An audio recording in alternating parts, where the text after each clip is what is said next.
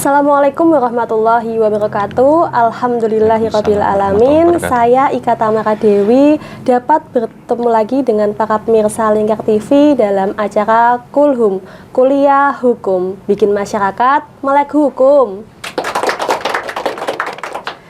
Acara ini merupakan kerjasama antara Lingkar TV dengan Fakultas Syariah IAIN Kudus. Masya Allah, pada kesempatan kali ini kita akan mengangkat mengenai tema pengangkatan anak dalam hukum Islam. Nah, di Indonesia sendiri banyak sekali orang-orang yang mengangkat anak. Nah, dalam pengangkatan anak ini dibutuhkan suatu prosedur hukum yang harus dijalani dengan baik dan benar agar si anak angkat ini memiliki dokumen yang sesuai sehingga tidak terjadi permasalahan di kemudian hari. Alhamdulillah sudah hadir bersama saya kali ini seorang dosen dari Fakultas Syariah IAIN Kudus, yaitu Bapak Zubaidi Sujiman LC MAG. Kita sapa dulu Bapak dosen. Assalamualaikum. Waalaikumsalam warahmatullahi wabarakatuh. Bagaimana kabarnya Pak? Alhamdulillah sehat Mbak Ika. Alhamdulillah Pak Zubaidi. Yeah. Kali ini Pak, kita akan membahas mengenai pengangkatan anak dalam hukum Islam. Sebelumnya Pak, kita berbicara mengenai pengangkatan anak ini kan sudah termasuk lazim ya di Indonesia sendiri. Bagaimana sih Pak Islam memandang tren adopsi anak di Indonesia ini? Terima kasih Mbak Ika. Kalau kita melihat sejarah zaman Nabi Muhammad SAW, memang dalam Islam itu sudah mulai ada yang namanya anak angkat, yaitu beliau pernah mengangkat Zaid bin Harisah sebagai anak angkat beliau ya. Sehingga hal ini kadang ditiru dan diikuti oleh sahabat-sahabat pada zaman Nabi, juga mungkin sampai sekarang umat Islam mengambil anak angkat. Karena Allah SWT kadang-kadang ketika manusia itu sudah menikah, kadang Allah SWT memberi anak atau kadang-kadang belum memberi anak. Ini kadang-kadang menjadi problem tersendiri ya. Hanya saja sebagai agama yang rahmatan lil alamin, Islam ini juga mengatur bagaimana tata cara atau bagaimana seseorang itu mengangkat seorang anak angkat. Karena bagaimanapun juga dalam kaidah syariah itu kan ada 5 pilar yang termasuk menjaga nasab gitu ya. Menjaga nasab artinya apa? Memang nasab ini dalam Islam kan hal yang sangat penting, sehingga nasab ini akan dijadikan pedoman bagi hak waris, bagi hak pengasuhan dan kewajiban orang tua terhadap anak. Hanya saja ketika orang itu tidak mempunyai anak, kemudian atau mempunyai anak tapi dia kepingin mengangkat anak, itu diperbolehkan Islam, tapi secara status dalam hukum Islam itu tidak bisa seperti anak yang memang dilahirkan dari pernikahan yang sah antara suami dan istri itu. Itu Mbak Ika. Jadi itu adalah sebuah pengertian ya Pak? Iya, pengertian tentang anak angkat dari Islam dari sendiri, Islam, seperti itu. Nah, selanjutnya Pak, kalau status anak angkat itu seperti apa dalam Islam Pak? Antara anak dan anak-anak angkat dan anak kandung, statusnya seperti apa? Iya, terima kasih Mbak Ika. Memang dalam Islam itu sangat tegas ketika membedakan antara anak kandung yang memang dilahirkan dari akad nikah yang sah ya. Seperti yang kita lakukan di Indonesia itu lewat kompilasi hukum Islam, bahwa pernikahan itu kan dilakukan dengan calon suami istri yang sah, kemudian di hadapan pejabat pembuat akta nikah atau di KUA penghulu itu ya, sehingga ketika seorang sudah akad nikah secara sah, baik sah secara agama atau sah secara hukum Indonesia, itu berarti kan sudah terjadi suami istri yang sah, sehingga ketika berhubungan suami istri tadi nanti akan menjadikan mungkin sang istri hamil, sehingga menjadi anak kandung yang dalam bahasa agamanya itu adalah lil abawain, jadi ibu dan bapaknya itu adalah satu, sehingga ini merupakan hal yang sangat kuat ketika nanti di hubungkan dengan hak waris, hak pengasuhan atau hak memelihara dan sebagainya. Karena sifat manusia biasanya itu ketika anak itu memang dari hasil pernikahan yang sah, itu kan tanggung jawab sebagai bapak, sebagai ibu itu sangat kuat, Mbak Ika ya. Karena dia merasa ini adalah anak saya dan ini adalah buah hati saya, sehingga apapun yang dibutuhkan, apapun yang diinginkan selama itu untuk kebaikan si anak, maka akan diusahakan oleh sang orang tua itu.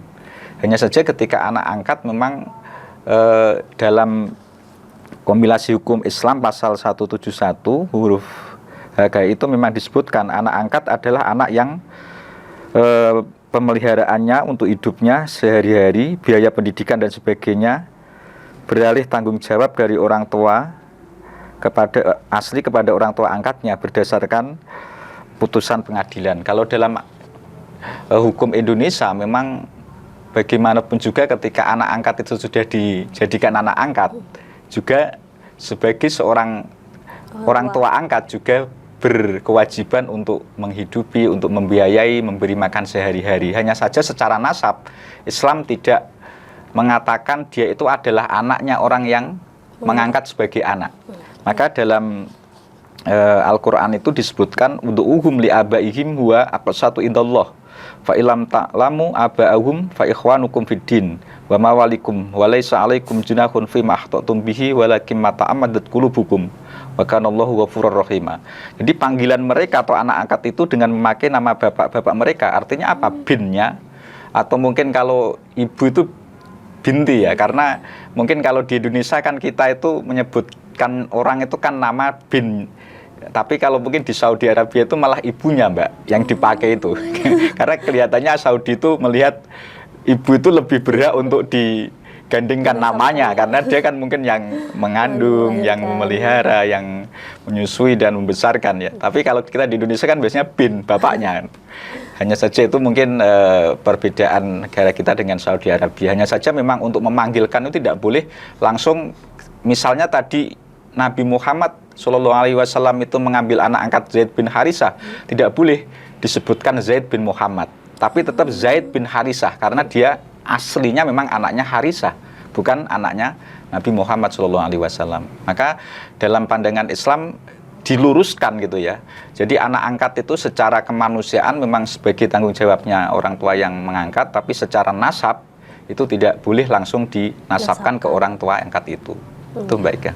Berarti dapat ditegaskan bahwa ketika seorang orang tua angkat itu ketika sudah mengangkat anak, maka kewajiban hak seorang anak angkat itu harus dipenuhi seperti anak kandung sendiri ya Pak? Bisa dibilang seperti itu ya? Baik. Tetapi untuk penyebutan nasabnya tetap kepada orang tua aslinya, seperti itu. Nah, sangat seru sekali nih Pak perbincangan kita terkait dengan pengangkatan anak dalam hukum Islam. Namun kita akan jeda sebentar Pak, dan akan kita kembali lagi dalam Kulhum, Kuliah Hukum, bikin masyarakat melek hukum.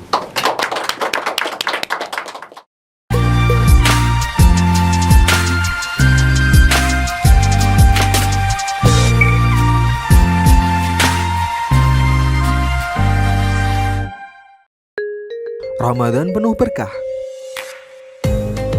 Sambut datangnya bulan suci Ramadan. Spesial program sejarah Islam menambah pengetahuan Anda mengenai kisah-kisah Nabi dan para sahabatnya. Sinema Islami yang saran akan nilai-nilai keislaman. Menemani istirahat siang Anda bersama musik religi, musik masa kini penyejuk hati saat bulan Ramadan. Menyuguhkan serba-serbi Ramadan yang meramaikan momen Ramadan Anda bersama keluarga. Program Kultum Spesial Ramadan yang menemani Anda jelang berbuka puasa. Mempelajari keseharian Rasulullah melalui program Hadis of the Day. Menghadirkan informasi terkini seputar arus mudik Lebaran di Jawa Tengah yang dapat menemani Anda selama perjalanan mudik ke kampung halaman. Ramadan penuh berkah, bersihkan hati di bulan yang penuh ampunan.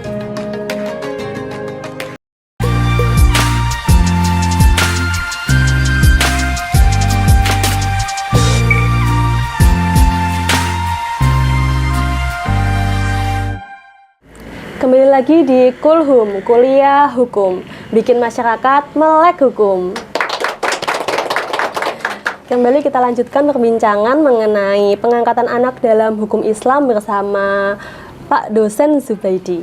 Nah, tadi kita sudah berbincang mengenai pengertian dan lain sebagainya, Pak. Kita lanjutkan mengenai ini.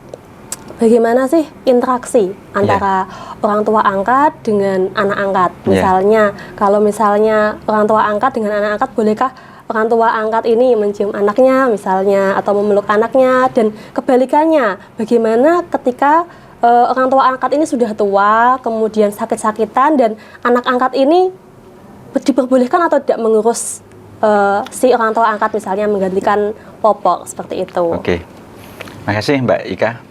Pertanyaannya, memang Islam itu apalagi di fikih ya, fikhul Islam itu kan memang menjelaskan tentang interaksi atau muamalah pergaulan baik antara mungkin pria dan wanita, kemudian anak angkat dengan orang tua angkat ya, tetap dijelaskan oleh Islam. Hanya saja begini Mbak Ika, kalau dalam istilah fikih itu kan ada namanya mahram ya.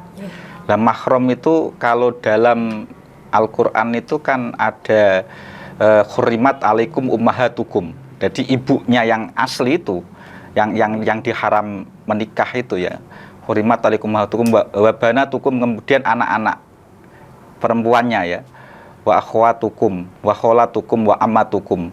Jadi memang ketika nasab itu yang asli itu kan nanti akan membawa ke mahram, artinya orang-orang yang tidak bisa dinikah gitu ya.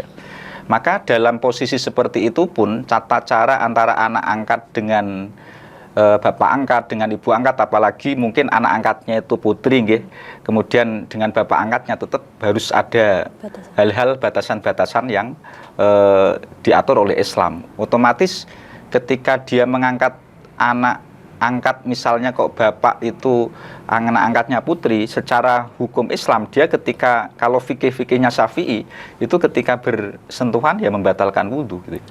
Karena dia di dalam bahasa fikihnya itu kan termasuk wanita ajnabiyah, wanita yang lain yang tidak ada hubungannya dengan mahram. Karena mahram itu kan bisa dapatkan dari lewat anak yang hasil dari pernikahan sah itu, atau nanti karena lewat persusuan, karena anak itu pernah disusui oleh ibu yang dulu pernah mungkin menyusui anak tersebut, seperti Rasulullah itu dengan Ibu Halimah Sa'diyah adalah ibu susu. Maka ketika saudara-saudara dari yang Ibu Halimah Sa'diyah, anaknya itu Rasulullah tidak boleh menikah sama anak-anaknya Ibu Halimah Sa'diyah karena ada persusuan. Nah, dalam masalah anak angkat ini memang kalau secara kemanusiaan mungkin seperti yang disebutkan Mbak Ika tadi, ketika mungkin orang tuanya sakit, selama itu sifatnya adalah membantu untuk kebaikan, untuk menolong, tidak masalah. Hanya saja dalam hal-hal yang fikih bersifat yang pribadi kan tidak diperbolehkan, karena memang secara nasab dia tidak ada hubungannya dengan anak tadi yang diangkat. Tapi secara kemanusiaan seperti yang disebutkan dalam KHI tadi kan memang secara biaya hidupnya, sehari-hariannya itu tanggung jawabnya orang tua angkat tadi. Tapi secara fikih tetap tidak mahram gitu. Berarti tetap ada batasan. Iya, kalau nanti sampai dicium atau dipeluk itu kalau anaknya sendiri tidak apa-apa, tapi kalau itu karena nggak mahram kan ada batasannya gitu. Ada batasannya. Iya. Oke, kita lanjutkan, Pak. Kalau misalnya anak angkat kan tadi sudah disebutkan berjasa terhadap orang tua, misalnya ketika orang tua sakit dirawat, nah itu kan termasuk jasa anak ya, Pak. Baik. Nah, apakah boleh anak itu mendapatkan hak waris sepenuhnya dari orang tua angkat karena atas jasanya udah merawat kepada orang tua angkat itu? Terima kasih Mbak Ika. Memang dalam hal warisan Islam itu juga mengatur ya, Al-Quran juga mengatur, kemudian hadis juga mengatur ya. Hanya saja memang kalau kita melihat anak angkat ini seperti yang kami jelaskan tadi kan memang tidak langsung nasabnya itu dari orang tuanya. Maka secara hukum Islam itu memang tidak bisa langsung menerima hak waris seperti yang diterangkan Al-Quran atau hadis. walakum nisfu mataroka azwajukum itu ya, yang ayat di surat An-Nisa itu tidak bisa karena memang secara statusnya dia tidak mahram. Tapi dalam kompilasi hukum Islam itu anak angkat itu bisa mendapatkan wasiat wajibah. Artinya apa? Orang tua yang mengangkat itu nanti bisa memberi wasiat atau pesanlah kepada keluarganya, nanti anak angkat ini diberi wasiat wajibah, yang aturannya wasiat wajibah itu tidak boleh melebihi dari sepertiga harta yang dimiliki. Misalnya orang tadi kok mempunyai uang misalnya 30 juta, maka ketika memberikan waris atau wasiat wajibah tadi itu ya sekitar 10 juta maksimal, Mbak. Yang 20 nanti kan karena ada orang-orang lain yang mungkin berhak untuk mendapat warisannya, mungkin ibunya, mungkin bapaknya si orang tersebut, atau mungkin saudaranya. Karena memang dalam hal warisan itu anak angkat tidak bisa langsung mendapat warisan, tapi dapatnya itu adalah wasiat wajibah tadi, atau bisa dinamakan hibah juga bisa. Kadang orang kan mungkin kepingin tidak terjadi sengketa atau permusuhan di antara keluarga, sudah dibagi dulu hartanya ya, mungkin untuk menjaga permusuhan atau pertengkaran di antara keluarga. Hanya saja memang Islam itu ada aturan waris, kadang-kadang masyarakat sendiri ya membagi sama gitu kan. Padahal misalnya sekarang kita anak putri sama anak putra, kalau dalam Islam kan harus al-lidzakari mislu hadzil unsayain. Jadi pria itu mendapat 2 bagian, yang kalau putri 1 bagian. Itu kalau dulu mungkin orang Arab kan yang kerja, yang semuanya bertanggung jawab kan putra. Hanya sekarang putri kan bekerja sendiri. Ada yang jadi dosen, ada yang jadi pegawai, ada yang jadi pegawai bank. Kadang-kadang malah yang anak putranya nganggur kan gitu ya. Maka kadang-kadang hukum ini ya melihat situasi kondisi masyarakat itu pun juga ada pengaruhnya gitu ya. Maka kadang-kadang di Indonesia sendiri ketimbang terjadi persengketaan, mungkin orang tua itu membagi sama rata gitu kan. Hanya saja untuk anak angkat ini memang lewatnya tadi wasiat wajibah atau hibah. Kalau dalam hal warisan tidak boleh, karena secara fikih Islam, secara Quran, secara hadis memang tidak ada anak angkat itu mendapat warisan yang diatur oleh Islam, tapi mendapatnya lewat hibah atau wasiat wajibah yang tidak boleh lebih dari sepertiga harta yang dimiliki tadi. Kalau misalnya Pak tetap memberikan sepenuhnya itu bagaimana? Sebenarnya gini Mbak, harta itu memang haknya orang yang punya harta itu ya. Karena memang dalam pemilikan harta itu. Hanya saja Islam itu kan biar tidak terjadi istilahnya persengketaan atau permusuhan kan diatur. Hanya saja mungkin kondisi keluarga itu kan beda-beda. Sebenarnya ketika orang memberi sesuatu kepada orang lain itu kan memang tidak ada larangan. Apalagi kalau dalam masalah mungkin kita ambil itu sebagai sedekah atau infak atau membantu orang lain yang dianjurkan oleh Islam ya. Tapi karena Islam pun kan juga tidak bisa terus serta-merta diberikan semuanya kan. Mungkin ada orang-orang yang apalagi keluarga itu masih ada yang membutuhkan. Bahkan mohon maaf, ketika mungkin dalam keluarga itu ada yang anaknya satu mungkin agak miskin, yang satu kaya, itu pun karena itu warisan adalah hak, tetap harus diberikan. Tetapi ketika nanti misalnya kok udahlah saya sudah alhamdulillah cukup, harta saya sudah lebih-lebih rezeki dari Allah ini, warisan ini saya terima, tapi nanti saya kembalikan lagi kepada saudara-saudara yang nggak masalah. Maka anak angkat ketika bapak angkatnya langsung memberi semuanya, sebenarnya boleh. Hanya saja kan ketika masih ada keluarga yang berhak untuk mendapatkan warisan kan harus didulukan dulu Mbak gitu. Nah ini pertanyaannya. Ya. Apabila si orang tua angkat itu tidak memiliki anak kandung, nah itu nanti sebagian hartanya diberikan kepada siapa setelah pada anak angkat? Anak angkat itu kan dalam warisan bisa Mbak. Nanti kalau orang itu punya ibu atau punya bapak, punya adik yang sekandung ya, atau keponakan, itu kan tetap bisa menjadi hak waris. Karena kan tidak harus anak kan dalam warisan itu.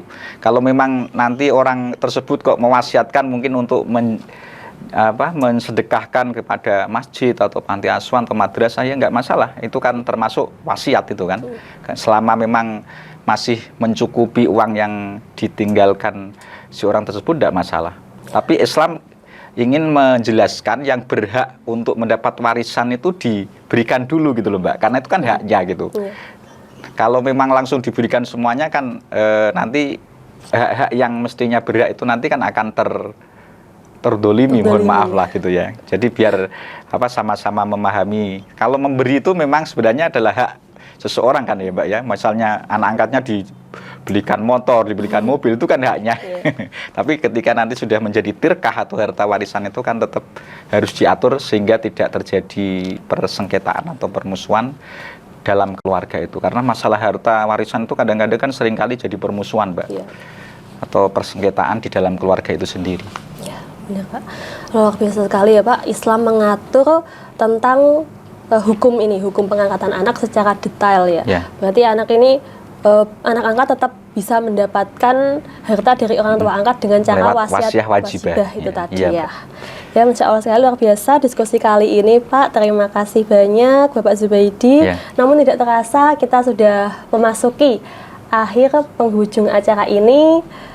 Mungkin ada pesan dari Bapak dosen Zubaidi terkait dengan tema kita, pengangkatan anak dalam hukum Islam. Ya, terima kasih Mbak Ika. Memang Islam itu agama yang rahmatan lil alamin.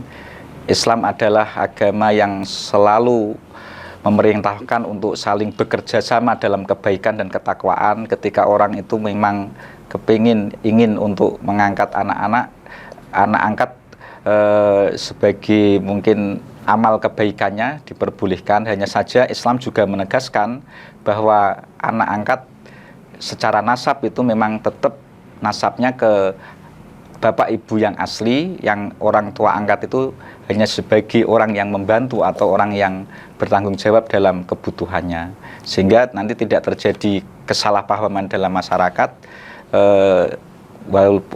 baik dalam warisan atau dalam muamalah sehari-hari ya, sehingga bisa dibedakan antara anak yang asli dengan anak angkat.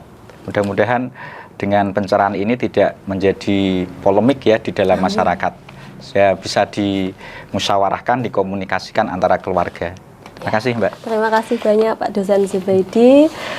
Terima kasih kembali karena sudah bersedia untuk memberikan pencerahan, telah memberikan sebuah penjelasan yang cukup detail mengenai pengangkatan anak dalam hukum Islam ini. Dan akhirnya saya Ika Tamara Dewi mewakili seluruh kerabat kerja yang bertugas mohon undur diri dari hadapan pemirsa Lingkar TV. Semoga kita dapat kembali bertemu dalam acara Kulhum, Kuliah Hukum, Bikin Masyarakat Melek Hukum. Assalamualaikum warahmatullahi wabarakatuh. Waalaikumsalam warahmatullahi wabarakatuh.